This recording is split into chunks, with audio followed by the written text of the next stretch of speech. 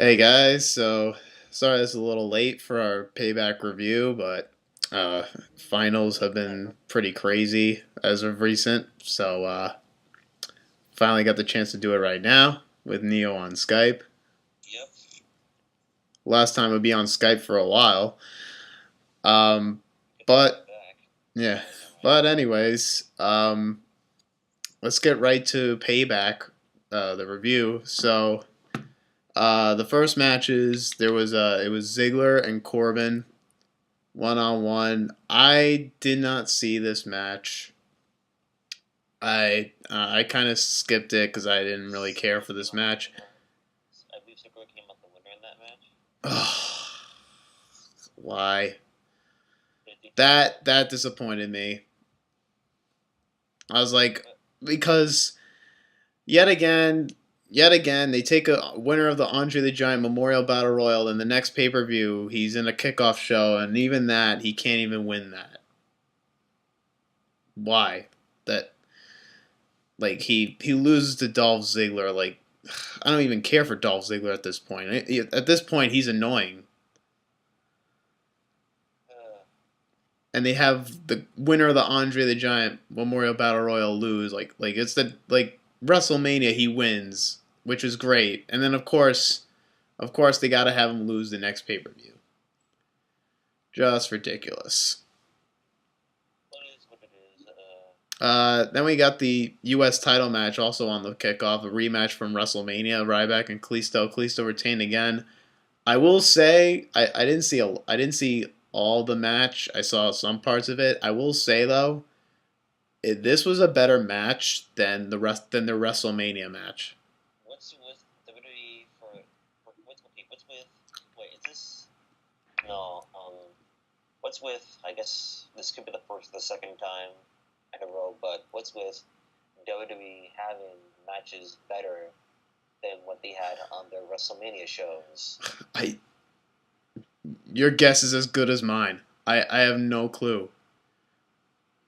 I don't know what their logic is with that, but it was good. I thought it was pretty crazy too. Like even though like since now that they had Ryback as a heel in this, they had Ryback come out and he did the I don't know if you noticed or saw his entrance, but he was mocking CM Punk during his Yeah, entrance. I I was actually like, agree. oh my god. That was cool. I was like, oh man. He was like, I mean, I thought that was good on his like since his role as a heel, like, and they're in Chicago. It's a great way, definitely a great way to get heat. Yep, definitely. Oh yeah, speaking of Ryback, he's actually planning to Yeah, leave yeah, I his heard. I mean, I can't blame him. It's such a shame too. I mean, too. We'll get into the recent releases too. yes, Might one of as them well talk being about that the too. savior of the masses, unfortunately. Yeah, but we'll get into that. We'll get into that later. Um, so the first match was Enzo and Cass versus the Vaudevillains, number one contenders match, and at first it was getting good. I mean, well, Enzo dropped the mic, like accidentally dropped the mic on his way to the entrance before he was about to do his, his usual stick. Oh, I didn't know that. I kind of saw it. I don't know if anybody else did, but the match was getting good until obviously the botch finish that ultimately ended the match. Yeah, which was Enzo getting a concussion and having to stop the match. for a moment I thought that was just a bump and then he was just gonna get back up, but no, Yeah, apparently and I thought it was a work too. But like after seeing the replay, I'm like, ugh, how can you work that? yeah, actually thought it was a work too as well, but But apparently it was real. Because and I could kind of tell too, because most of the time they kept the camera on the commentators whenever something like that happens, and they keep it on the commentators, and it's not a work. oh, It's a real shoot. but if it's focused on the wrestler, then it's a But real if it's show. all storyline, then they'll keep the camera all on the person getting wheeled out on a stretcher. But That's when you notice. Just like when the Owen Hart tragedy happened, like they didn't show the ring; they just showed like crowd shots and Jr. talking to the audience. yep, Yeah, just Um, recently was his birthday. hmm So yeah, no winner there. No winner there, but on Raw they said that the Vaudevillains would now be the number one contenders because automatically they win because of that.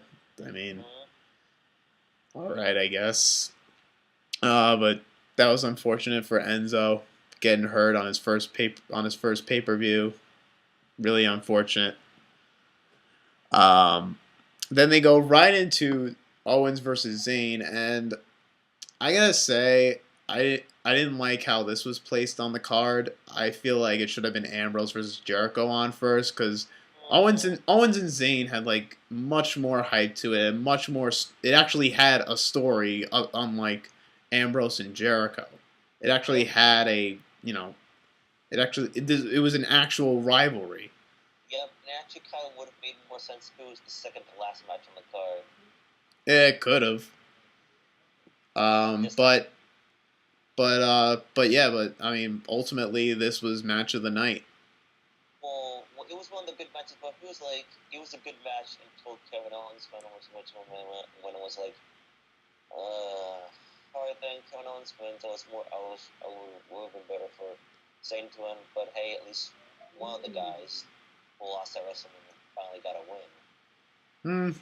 I mean, yeah, it was kind of I wouldn't say win-win, but like I mean, It's I alright. wouldn't mind anybody coming in on top of this. I mean, it's kind of I thought they would have kind of ended the rivalry there at Payback, and I wish that it would happen, but apparently they're going to still keep going because Owens got the victory. Unless they end that at SummerSlam. Yeah, but I thought Owens going over. I didn't have a problem with it.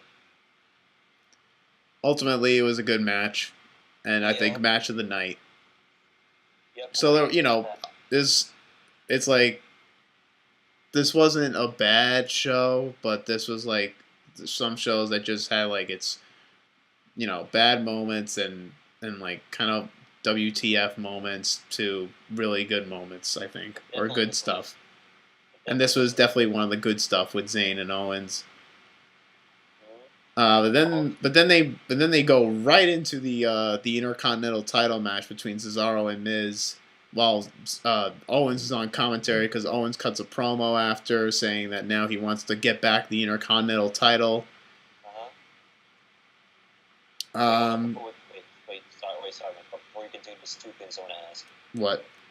Wait, Michaels versus Triple H at Royal Rumble 4 was the main event. Royal Rumble 2004? Yes, that was the main event. No, the Rumble match was the main event. Oh, that was the second to last match. Yes.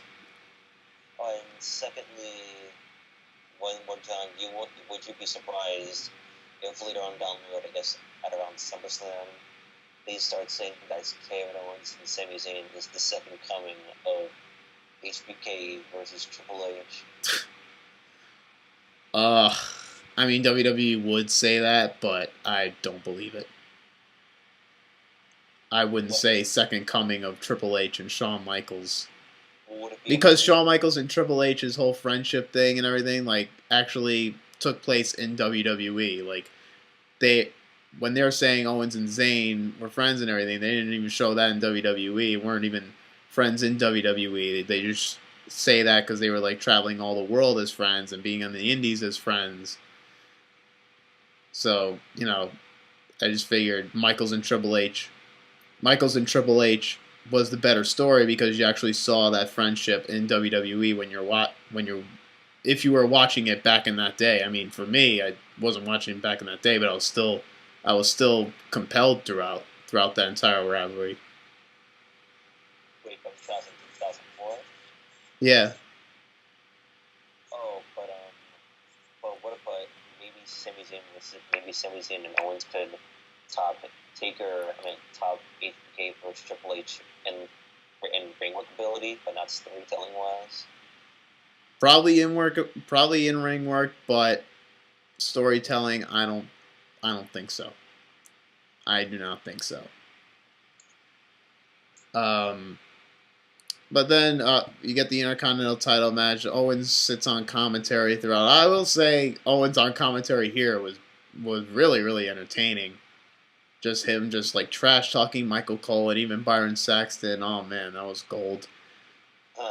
Uh, But then you get that whole screwy finish where Zayn comes out during the whole match and they fight all over. They fight, and then like Cesaro gets distracted by Zayn and Owens fighting, and and then he then rolls him up. God. Dude. I mean, my prediction came true that Miz was gonna win in a heel fashion, but But I really want Cesaro. which I expected. But oh my god. Why couldn't it be Cesaro? I mean, not only that.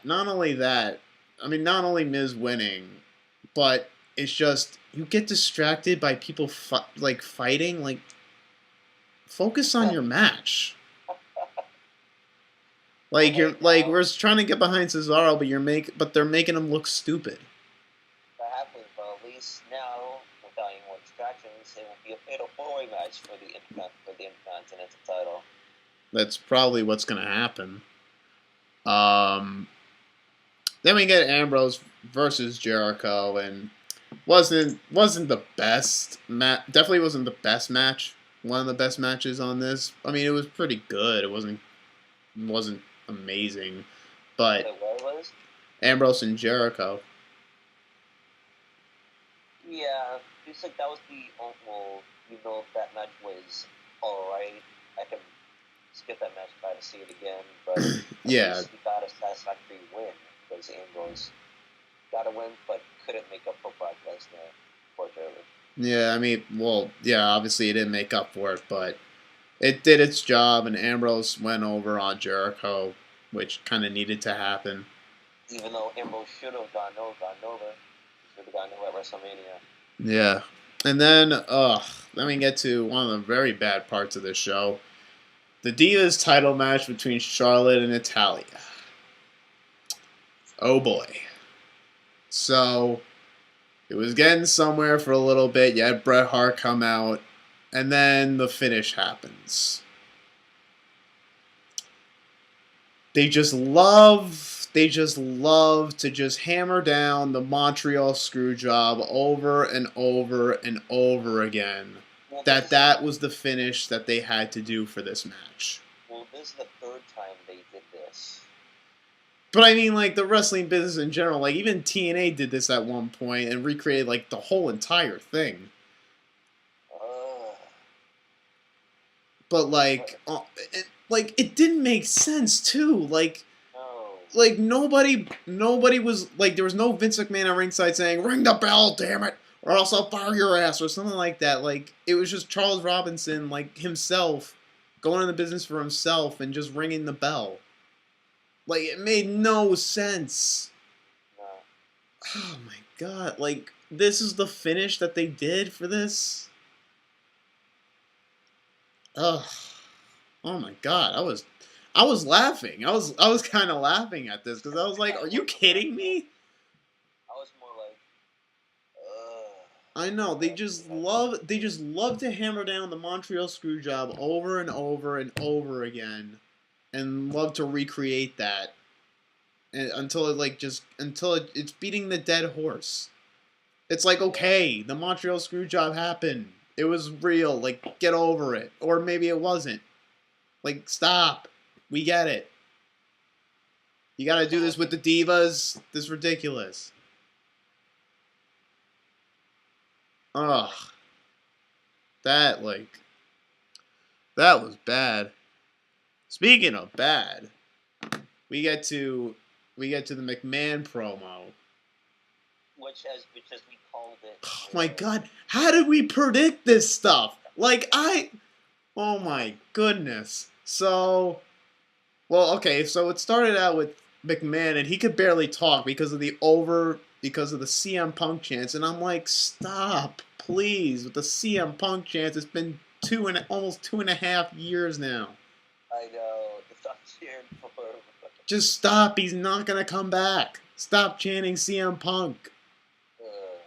He'll probably come back, but not anytime soon. But also, on the bright side with with let's go right into the segment where Yeah. Vince comes out, that Shane and Stephanie they Yeah. back up beer points with real life articles, which is kind of nice. I mean, yeah, and then obviously they get their point across, and then Vince McMahon has both of them in charge. Yeah, Oh just God, figure it out. Figure it out. Like, it just doesn't make sense. There's no logic to this. Shane shouldn't even be like sniffing any that position, like, and shouldn't be sniffing that position at all. Shouldn't even have his nose in that position because he lost to Taker at WrestleMania. so this is worse than what happened the Raw after WrestleMania. Kind of, because it's like, and it doesn't make sense too, because McMahon's trying to do everything, like, at WrestleMania, he was trying to do everything in his power to have Shane McMahon not win at WrestleMania and have take, and so he put him with Undertaker to have him lose, but he gives him the position anyways, and especially here, like you have them both, like if you don't want Shane in that position, then say no. Like, what is stopping you? You're the CEO. You can't. Nobody's putting a gun to your head. If you're the CEO, you got to take control and be like, no, you're not taking control of my company, or now you're taking control of Monday Night Raw. But he gives him. It's like, oh my god. You know what this is like? It's a good comparison to like. It gives. It's like, oh my god. It's like, I'm gonna try and get an example here, or at least a good example. It's like Loki and Thor. It's like Loki saying. It's like Loki saying. It's like Thor, or I'm trying to think of a good comparison here. Wait, Of like. I have a good comparison right now. Actually. Okay, fine. Okay, fine. Not from Deluxe Man, but think of it as this. Think of it as Shane and Stephanie as co-GMs of Rock 3. I know, but that was a different story. Like, you try and compare it to Austin Bischoff when they were like Raw co-GMs at that time. That still didn't. That it kind of made sense because it was like Stone Cold trying to make Bischoff's life a living hell, but I mean, and it was Linda McMahon like who hated Bischoff and like wanted and like kind of approved of Austin at that time. But this is but this is McMahon who didn't want Shane to win at WrestleMania to like, and he loses, to then he gives him the position anyways. God, it's like Joker kidnaps, Batman's like girl or whatever, and Joker's like, I don't, and Joker's like, I don't care. Joker's like, I hate you, but I'm gonna give you back your girl anyways. Like, that doesn't make sense. Oh my god. Oh wait, no, Mike. Don't you mean Rachel? Yeah, Rachel. Yeah, that's like if in the Dark Knight, like, Batman's unable to save Rachel in the Dark Knight, and then Joker's like, oh, you lost, but I'm gonna give you Rachel's dead corpse. Like, because in the Dark Knight, like, she was trapped in that warehouse and it blew up, and it killed her. He was actually trapped on top of the rooftop. It was probably dead that was trapped in the warehouse. Well, yeah, she was at some other place. Yeah, she was at like that building. On top of the roof. Yeah, and she got blown up and she died, and it's like Joker saying, "Oh, you lost to Rachel, but I'm gonna give Rachel back to you, and she's dead. You have her dead corpse." It's not exactly the same, but I still get where you're coming from. Yeah. Wait, one last thing. Wait, just a sidetrack for a moment. Just ask one more time, but what got you at the edge of your seat in the Dark Knight? I know that. Wait, which part got you at the edge of your seat the most? Probably the ending. What about? I wanted to see how Batman was going to stop Joker.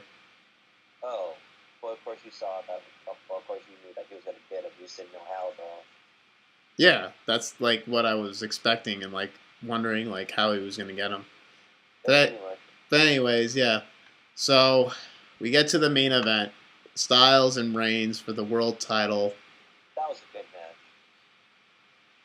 match. Yeah, I will say it was getting good, and then they do the whole thing where I think Reigns got, or did Reigns get counted out? Yeah, Reigns got counted out, and then That's nobody's gonna believe Shane it does though. restart the match, which I was like, all right. Then Reigns accidentally low blows Styles, and What then what loses by style? disqualification. What point would Reigns even have going for a low blow? I know, like that was ridiculous. Like it doesn't make sense. It was just, I guess, it was just some way to like have him get disqualified in that, so that Stephanie could just come out and restart the match. And the announcers were like, "Oh, Stephanie trying to one up Shane." Like, no, that's not one upping. You're doing the exact same thing that Shane did. You're restarting the match either by DQ or countout. Like, that's not one upping. Yes, but don't forget that that that when AJ Styles went for the pinfall, I went for the Styles past the pinfall, I believe. So I believe this was the moment where Reigns kicked out and got a rope break, like in an ODQ match. Oh yeah, that's the other thing that didn't make sense either. A rope break in a DQ match, only in WWE. You would think TNA would pull that off. WWE pulls it off better. It's like, oh wait, what? Chill, wait, rope break? No, that's a 3 count right there. No, we're counting as a rope break because we need a reason for Reigns to kick out Oh my and get god. the win. That doesn't make any sense at all. So Reigns comes out on top, and I mean it. I didn't care. Like, it was fine with me. I was fine with Reigns winning. I didn't think Styles winning was gonna do him any good, to be honest. Because him losing at WrestleMania, like, and he's gonna win the world title the next pay per view, that doesn't make any logical sense. At least it made AJ Styles look good though. Yeah, but how did anybody expect Styles to just win a payback? Like, I did not. I did not expect it. And also it's a bit disappointing to see that Finn Balor or Seth Rollins didn't come out. But hey, at least Oh, Styles you won. thought But Seth Rollins was gonna return? Wait, when you said last week that like someone was gonna return, you thought it was Seth Rollins? no, that was pretty Finn Balor coming out because of Bullet Club. Yeah, I know. I thought I was gonna do the whole Finn Balor. I don't know. I guess they were planning that, but then so many people knew about it that they decided to cut it. Yes, I can understand that, but they were just gonna have to try real hard to try to sneak one in without anyone I know noticing. it. Rarely that happens because the internet, like everybody, there's always that one person that's like, "Oh, I'm gonna spoil it and go on the dirt sheets with it," and then it ruins it for everybody. Or someone just comes in with a camera and takes a picture or a video like, Yeah, there's always that one person. There's got to be that one person that just spoils everything for us. wait, and what? That was the same thing 10 years ago, maybe.